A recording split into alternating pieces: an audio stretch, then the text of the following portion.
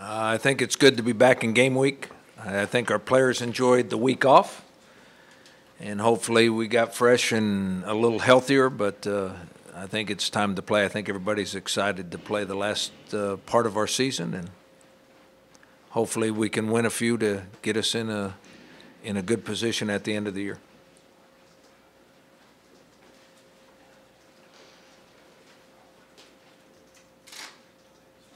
Easy crowd. Thanks, Coach. Coach, what's that about Wyoming?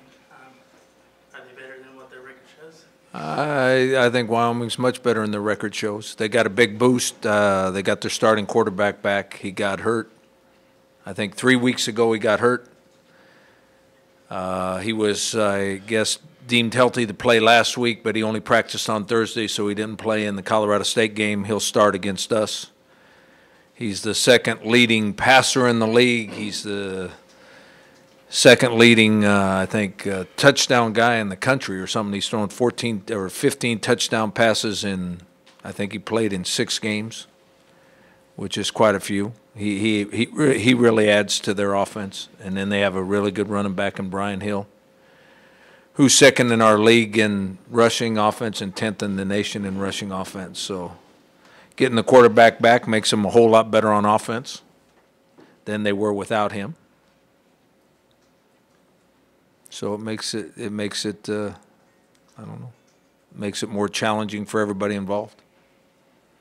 I think you were saying going in last week, Rocky, that you were going to work a couple of periods on Wyoming in those 2 practices. How much did you guys end up working Wyoming stuff? We worked a total of 30 minutes in 2 days on Wyoming stuff, both offense and defense. We had one 15-minute period in both practices. Do you, in bye weeks, do you have to guard against doing too much too early? What's the philosophy and how you approach how much you do during the actual bye? Hopefully the approach is you give them enough time on their own and enough free time that they can refresh themselves and get healthier, but you maintain your focus and you maintain your edge about playing football. So most of the practice that we did was against ourselves. I mean, it was 1s against 1s, 2s against 2s, trying to keep the focus the same and keep the energy the same and all those kind of things, but still realizing that you got to give them enough time off to get refreshed. The reason you don't spend too much time on the opponent because a lot of things change from week to week by who you're playing. Just like if we'd have done everything last week on Wyoming, we would have been getting ready for the wrong quarterback. Okay, and the 2 quarterbacks have completely different styles. And what they do on offense is really a lot different, determining on which quarterback's in the game. So we would have wasted a lot of time last week because we didn't know for sure if the starter was coming back or not, but he was cleared yesterday to be and is listed #1 on the depth chart now too. So we have to work on different things than we would have worked on last week. What does he do well? What do they do well? He throws the ball really, really well. He's very accurate with the football. He throws for a bunch of yards. He's thrown for a bunch of touchdowns. He's a transfer. He was the starting quarterback at Indiana. And something must have happened at Indiana because he transferred last year and had to sit out a year because of NCAA rules. So, I mean, he's been a starter for a long time. They're a one-win team. You guys are big favorites. How do you guard against kind of human nature to take someone lightly in that situation? We just try to educate our players. The example we used yesterday was there was one undefeated team last week in college football coming off a bye week, and they lost, Michigan State. They were the only undefeated team coming off a bye week, and they got beat, and I'm sure they were big-time favorites against Nebraska because Nebraska was 0-4 in the league play. I think they were 0-4 or 0-5 in conference play. And obviously Michigan State was undefeated in conference play because they were undefeated totally. That was the example we gave them yesterday. Now, I work with this age group and have worked with them for a long time, they're going to believe what they want to believe. I mean, you try to educate them and you try to present it to them and you try to tell them all the things that can happen and would happen and all the things that are out there for them if they play well, they're still going to decide. Just like you did when you were their age, because you know everything. Do you think this particular group is a group that will heed that and hear what you had to say? I think we have a pretty mature group, yeah. I think that they'll handle it all right. I believe they're going to handle it okay. We'll see on Saturday night for sure. Rocky, with this team and the win streak that it's currently on, is it playing with more confidence than your teams of the past 2-3 years? 2-3 years. Trying to remember. I think that any team that's won 5 games in a row plays with a lot of confidence, and I think they've played with confidence. They've gained confidence over the period of the time that we've been winning. I can't compare it to the last couple of years. I mean, I think 3 years ago we had a 7-game winning streak. I would have guessed that team was pretty confident too. I don't know what year that was though. 12. They all run together when you're my age. So I was the, When you're my age, you know you don't know anything either. that was the seventh straight before the No. City Bowl. Glad you know the facts. Yeah, I got. I live in the day. gotta I live in the sit moment. in my lap to do it. Speaking of the book, Rocky, I'd asked you a couple weeks ago about coming off a bye. You guys are actually 1-6 under you coming off a bye. You gonna tell them that just to guard against, but 1-6 here. 1-6 here, coming off a bye. And part of those games are early season, twice to Oregon State, but it's 1-2 or 1-3 in conference. Is there a unique challenge to coming off a bye? And you said you reminded your players of it.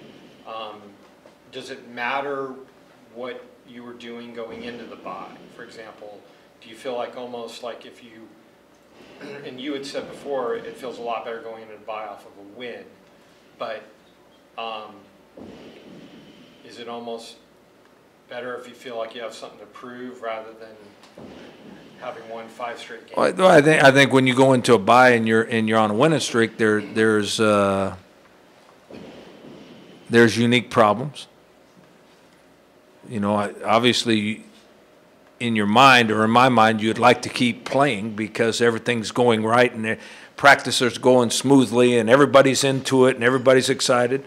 And the only problem you have then is you get guys beat up and you have some guys hurt that can't play. Okay, now if you keep playing, that happens. If you go into a bye after a loss, it gives you chances to fix a lot of things that weren't going right during that week. I think the natural tendency of athletes is when you get a bye, you totally enjoy it and you relax.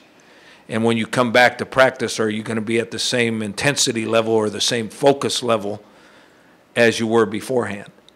And then when you go, whatever it's going to be, a long time without playing, it's like starting all over again. It's like the first game of the year. You're practiced and you know what to do and you've done it before, but game speed is a completely different thing than practice speed. So sometimes you lose your game speed. It takes you a while to get your game speed back. I mean, it's a concern, but I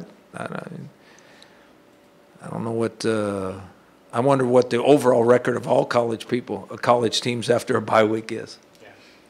It's probably 50-50. I mean, I don't know. Well, the Mountain West last year was 12-9. 112, yeah. So it's a 50-50 type deal, yeah. Yeah. Along with all the mental things that go on with players in 5 weeks, you know, they go back home, they go see their families, they take time off. Physically, how do you think it will help? Because I know leading up to the Colorado State game, they're coming off a bye, and you anticipated them to come out with a hot start, treat it like a season opener, and come out with energy, and they did for the first half. Do you kind of anticipate the same thing for your team? Are you not sure about it? I'm unsure. I mean, I think we'll be fresher. I think we'll feel better. I think health-wise, we'll feel a lot better. Whether we're going to play with the same skill level or at the same level or not, that's yet to be seen. You mentioned the players seem to enjoy the week off. Did you personally enjoy the week off? I enjoyed Saturday because it's always fun to watch other college teams play and see their struggles. And then you realize you're not the only one that is stressed out. I mean, I feel bad for those coaches on the sidelines. I'll tell you what, it was some ugly stuff.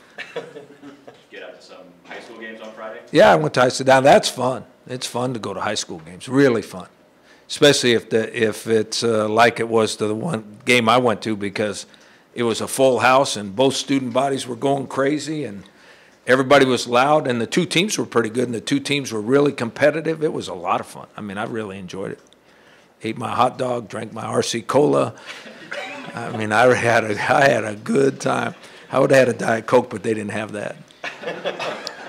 Did you go to just Mission Hills? Did you go to any day games at all? Or? No, I just went to the one game, yeah. And you didn't go to any JC games? No. On Saturday? Everybody else did that. Did you see the end of the Arkansas game, the lateral over the head? And then the week before was the Miami game where they had the 8 laterals and scored. I mean, those are the kind of things that you kind of wish, God, I hope that never happens. I mean, No. When you see things like that, what it makes you feel like is maybe your team is not prepared enough. Because early in the fall camp, you practice stuff like that. You practice the keep lateral on it and try to score at the last, when time runs out. You practice that during training camp, but you don't practice it the rest of the year. And then when you get in a situation like that, you don't know if they'll execute it or not. Now, I don't know if they taught that or practiced that, or that was just a guy saying, I'm going down, there's no time left, I'm throwing this ball backwards to hope something good's going to happen, which it did, by the way, So I don't know if that guy just did it and it worked out right, or they'd actually practiced some of that. During fall camp, we practiced the lateral deal, more like the Miami deal, more like that one. But we haven't since. when So you see something like that, it almost makes you feel as a coach, I would think, that no matter what you do, no matter how you prepare, no matter how your guys play, I mean, there's other forces at work sometimes that decide these football games. Oh, I think that's very true. I think that's a guy makes every field goal in the history of his life, and then he has a game winner at the end and he misses it. I mean, there's something else involved that you have no control over. I mean, I saw that on Saturday too. Guy was 9 straight field goals or 10 straight field goals.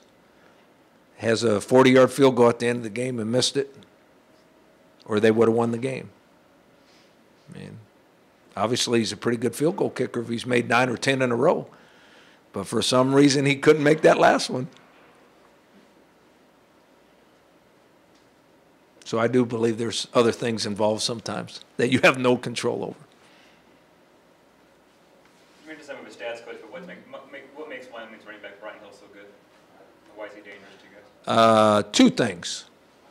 He's very patient with the ball. And then once he sees a hole, he can accelerate through it, but mostly he breaks a ton of tackles. There's people that hit him all the time, and he doesn't even hardly slow down. I mean, he had a couple runs on the last film we watched against Colorado State that they really bottled him up early in the game. And late in the game, he gets hit in the backfield and still makes 15. And he broke 3 tackles on the run. So the thing he does best is he waits for a hole, and then he's really hard to tackle, really hard to knock on the ground. He's a pretty big guy, too, so that makes sense. Got really good leg strength. He's about 215, I think. Why haven't they been more successful given some talent that they have? They've made mistakes. I mean, and as a lot of teams do, they've turned the ball over, and they haven't caused many turnovers themselves. And turnovers got the Colorado State game out of hand early, too. They fumbled 2 times in the first quarter and gave Colorado State really good field position. So they have played a lot of close games, and they've made some mistakes in those close games that prevented them from winning them. Flip side is you guys have been pretty strong in that department, right? You're pretty happy with. I think that's the biggest change from the first 4 weeks to the last 5 weeks. I mean, we were doing things that got us out of games that we could have been in games to the very end and had a chance to win. We dropped punts, we fumbled the ball, we threw interceptions, and lately we haven't done that. And at the same time, the defense has caused some turnovers, so it gives you a lot of momentum and a lot more chances to win the game. The interceptions, Rocky, are those, how much do you think of those have been circumstantial and how much are just, your guys are really, really good now at what they do? You mean the interceptions we're getting? Yeah, that you're getting. Oh, I think it's a combination. I think we're pretty good in the secondary, but I also think we're not getting many sacks, but we're getting really good pressure on the quarterback. We're making them throw it before they really want to, or we're making them throw it high because there's people in his face. You won't see much of that this week. This is a get rid of the ball quick quarterback. He doesn't make many sacks, and he's very accurate with the football, and they throw a lot of routes where he gets rid of the ball before you can get there.